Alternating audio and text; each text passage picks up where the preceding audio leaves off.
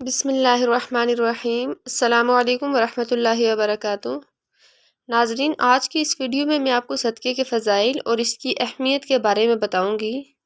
تو سب سے پہلے صدقے کے فضائل کتنے ہیں؟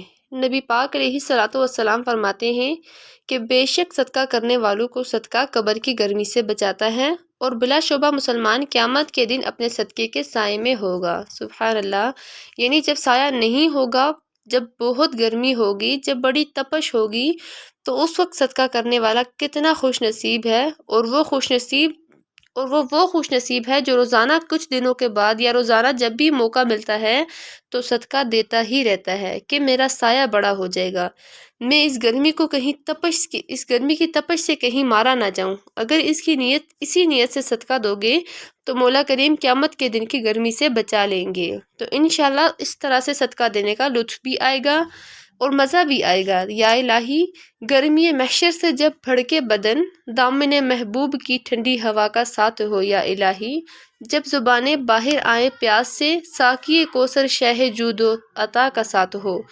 صدقہ دینے میں بڑی خوش دلی کے ساتھ آگے بڑھ کر ان موقعوں سے فائدہ اٹھانا چاہیے، کیونکہ صدقہ جو ہے یہ عمر میں اضافے کا باعث بنتا ہے۔ بڑا ہی کمال کا واقعہ میں آپ کو سنانے جا رہی ہوں صدقے کے متعلق۔ حضرت عیسیٰ علیہ الصلوۃ والسلام کے زمانے میں ایک دھوبی تھا، لوگوں کے کپڑے آپس میں تبدیل کر دیتا تھا۔ تو لوگوں نے حضرت عیسیٰ علیہ الصلوۃ والسلام کو اس کے بارے میں بتایا کہ حضور، یہ بڑا عجیب بندہ ہے، سب کے کپڑے ملا دیتا ہے، تو آپ جو ہے اس بندے کے لیے کچھ کیجئے۔ تو آپ نے اللہ رب العزت کی بارگاہ میں اس کی ہلاکت کی دعا کر دی۔ وہ بندہ دھوبی جو ہے وہ اپنے معمول کے مطابق گھر سے نکلا اور اس کے پاس 3 روٹیاں تھیں۔ ایک سائل آیا تو اس نے ایک سائل کو 1 روٹی دے دی۔ سائل نے اسے دعا دی، اللہ تعالیٰ تجھے آفات سماویہ یعنی آسمانی آفت سے تجھے بچا لے۔ تو دھوبی اس دعا سے بڑا متاثر ہوا اور ایک اور روٹی اس نے اس سائل کو دے دی۔ تو سائل نے اس کو دوسری دعا دی کہ اللہ تعالیٰ تجھے جملہ آفتوں سے محفوظ رکھے۔ سائل اس دعا سے بھی بڑا خوش ہوا تو اس نے وہ تیسری روٹی بھی نکال کر فقیر کو دے دی۔ تو جب تیسری روٹی دی تو اس سائل نے اس کے لیے دعا کی کہ اللہ رب العزت تجھے توبہ کی توفیق نصیب فرمائے۔ تو اتنے میں ایک بڑا سانپ جو ہے اس کی گٹھری میں داخل ہو چکا تھا، کیونکہ اب اس کی ہلاکت کی دعا بھی تو ہو گئی تھی، وہ تو حضرت موسیٰ علیہ السلام نے کی تھی، تو اس کی ہلاکت کی دعا بھی ہو گئی تھی۔ اس سانپ کو گویا قدرتی یہ ڈیوٹی لگائی گئی تھی کہ یہ اس دھوبی کے ہاتھ کاٹتا۔ تو جب دھوبی نے کپڑے لینے کے ارادے سے اس کی گٹھڑے کے اندر ہاتھ ڈالا تو فرشتے نے اس سانپ کو لوہے کی ایک لگام ڈال دی اور وہ دھوبی سلامتی سے واپس آ گیا۔ دھوبی کو پتہ بھی نہیں چلا کہ ہوا کیا ہے۔ تو لوگوں نے حضرت عیسیٰ علیہ الصلوۃ والسلام سے عرض کی کہ اے روح اللہ، دھوبی تو صحیح سلامت واپس آ گیا ہے، آپ نے تو اس کی ہلاکت کی دعا کی تھی، اب تو آپ تو اللہ کے نبی ہیں۔ حضرت عیسیٰ علیہ السلام نے دھوبی کو بلایا اور فرمایا کہ تم نے کون سی ایسی بھلائی کی ہے؟ تو دھوبی کہتا ہے کہ میرے پاس 3 روٹیاں تھیں، وہ تینوں اللہ کی راہ میں صدقہ کی، اور وہ فقیر جو تھا وہ ہاتھ اٹھا کر جولیاں اٹھا کر دعائیں دیتا رہا۔ تو آپ علیہ الصلوۃ والسلام نے اس سانپ کو بلایا، پھر اس سے پوچھا کہ تم نے اسے قتل کیوں نہیں کیا؟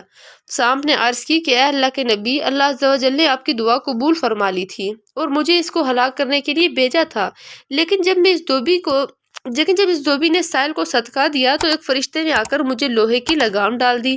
جب لوگوں نے یہ بات سنی، دھوبی نے یہ بات سنی تو اسے بڑا تعجب ہوا کہ اتنا گناہ گار ہوں میں، لوگوں کو اتنی تکلیف پہنچانے والا ہوں، اور صرف ایک نیکی کی اور مجھے آفت سے بچا لیا گیا۔ تو اس دھوبی نے اسی وقت توبہ کر لی۔ کیونکہ اس سائل نے توبہ کی دعا بھی کی تھی۔ تو پتہ یہ چلا کہ آفتوں سے بچنا چاہتے ہیں ہم، اگر مصیبتوں سے بچنا چاہتے ہیں، آج کل تو ویسے بھی بلاؤں کا زمانہ ہے، اس میں تو زیادہ صدقہ دینا چاہیے، اپنے نام کا بھی، بچوں کے نام کا، فیملی کے ہر فرد کے نام پر صدقہ نکالتے رہیں۔ ضروری نہیں کہ 100 200 1000 10,000 5,000 صدقہ دیں، استطاعت کے مطابق 5 روپے 10 روپے جتنی آپ کی استطاعت ہے ڈیلی روٹین پر صدقہ نکالتے رہیں، اور ساتھ کہیں کہ یا اللہ صدقے کی برکت سے ان وباؤں سے بچانا، بلاؤں سے آنے والی مصیبتوں سے صدقہ کیسے بچاتا ہے۔ اس کے متعلق میں آپ کو ایک خوبصورت واقعہ سناتی ہوں کہ ایک شخص حضرت سیدنا ابو ہریرہ رضی اللہ تعالیٰ عنہ کی بارگاہ میں حاضر ہوا اور کہنے لگا کہ حضور، میرا بیٹا سمندری سفر پر گیا ہے، آپ اس کے لیے دعا فرمائیں۔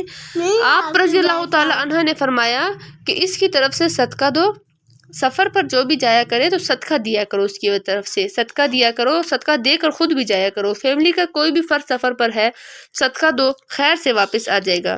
حضرت سیدنا ابو ہریرہ رضی اللہ تعالیٰ عنہ نے فرمایا کہ سمندری سفر پر ہے، اس کے لیے صدقہ دو۔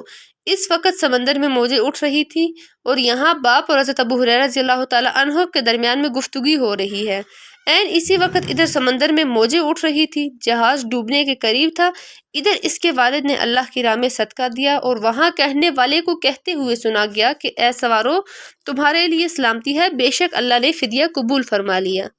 بیٹا سفر سے واپس آیا، اپنے والد کو سارا واقعہ سنایا کہ جہاز موجوں میں تھا، قریب تھا کہ ڈوب جاتا، مگر پھر ایک ندا آئی کہ تمہارے لیے جو صدقہ دیا گیا ہے وہ قبول کر لیا گیا ہے۔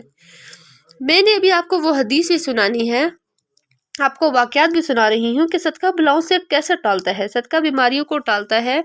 اپنے نبی پاک علیہ الصلوۃ والسلام کی زبانی ایک خوبصورت واقعہ آپ کو سناتی ہوں کہ پیارے آقا علیہ الصلوۃ والسلام نے ہی یہ واقعہ صحابہ کرام کو سنایا۔ واقعہ کیا ہے؟ میرے آقا فرماتے ہیں کہ ایک عورت کے منہ میں لقمہ تھا، کھانا کھا رہی تھی، ہاتھ میں لقمہ اور منہ میں ڈال لیا۔ اتنے میں دروازے پر ایک سائل آیا۔ وہ عورت کیسی توکل والی، کیسی صدقہ دینے والی، کتنا اللہ کی راہ میں خرچ کرنے والی تھی کہ وہ لقمہ اس نے منہ سے روکا اور سائل کو دے دیا کہ یہ کھا لے، میں بھوکی ٹھیک ہوں، یہ بیچارہ غریب ہے، دے دیا اس نے۔ چھوٹی سی بات تھی، ایک لقمہ کیا ہوتا ہے؟ کچھ لوگ تو کہتے ہیں کہ پیسے ہی تھوڑے ہیں، جیب میں 5 10 15 20 روپے 100 روپے ہیں، صدقہ کیا ہوگا؟ تو کہا میں خود ہی غریب ہوں، کہتے ہیں کہ میں خود ہی غریب ہوں۔ اس نے ایک ہی لقمہ دیا، کوئی دیگ نہیں دی تھی، صرف ایک لقمہ دیا تھا۔ اور یہ واقعہ سرور کائنات علیہ الصلوۃ والسلام اپنے صحابہ کو سنا رہے ہیں۔ فرمایا وہ لقمہ اس عورت نے روکا اور فقیر کو دے دیا۔ اب اس عورت کو کچھ عرصے بعد بچے کی ولادت ہوئی، بچہ تھوڑا سا بڑا ہوا، باہر ماں کے ساتھ چلنے لگا، گھومنے لگا، پھرنے لگا۔ تو باہر گیا تو ایک بھیڑیا آیا اور بھیڑیا آ کر اس نے اس بچے کو منہ میں پکڑا اور بھاگ گیا۔ ماں پیچھے بھاگ رہی تھی کہ میرا بیٹا، میرا بچہ، اور بھیڑیا آگے بھاگ رہا ہے۔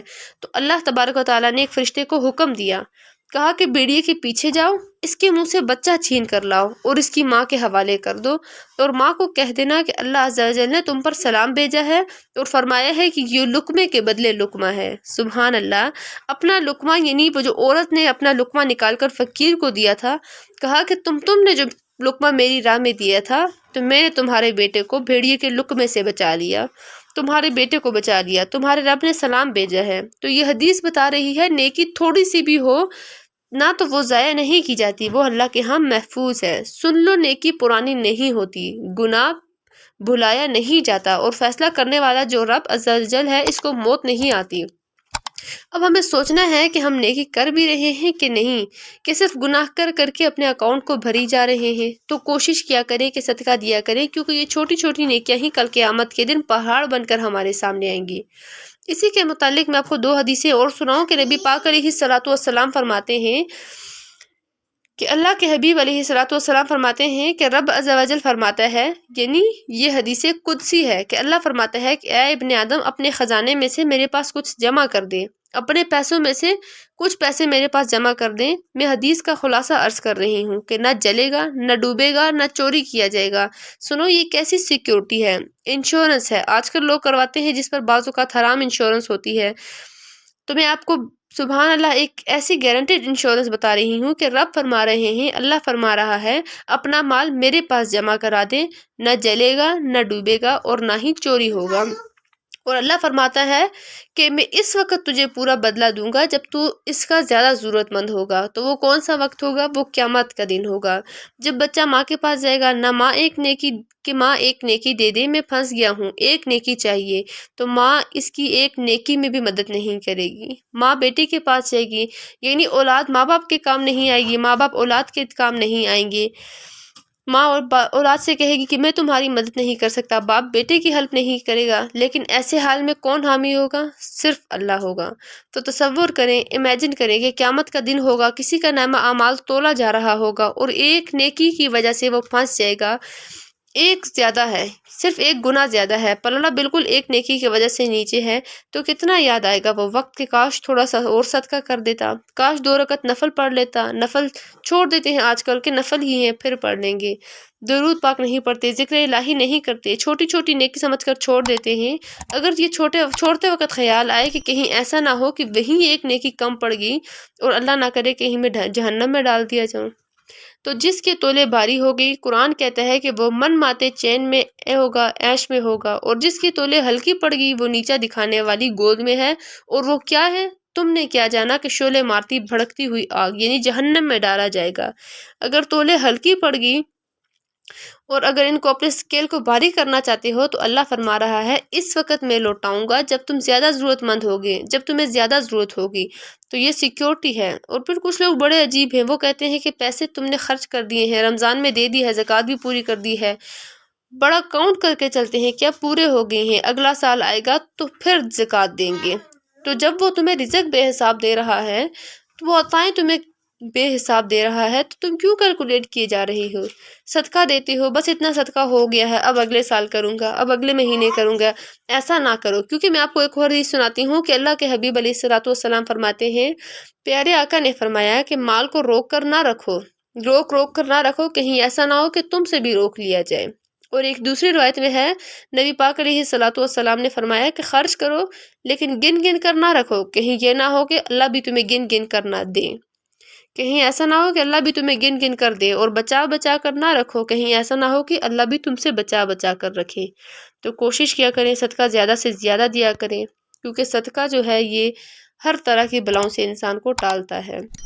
تو امید ہے کہ میری آپ کی ویڈیو آپ کو پسند آئی ہوگی۔ ویڈیو اگر پسند آئی تو ویڈیو کو لائک اور چینل کو سبسکرائب ضرور کیجیے گا۔ وآخر دعوانا الحمد للہ رب العالمین، آمین آمین آمین یا رب العالمین۔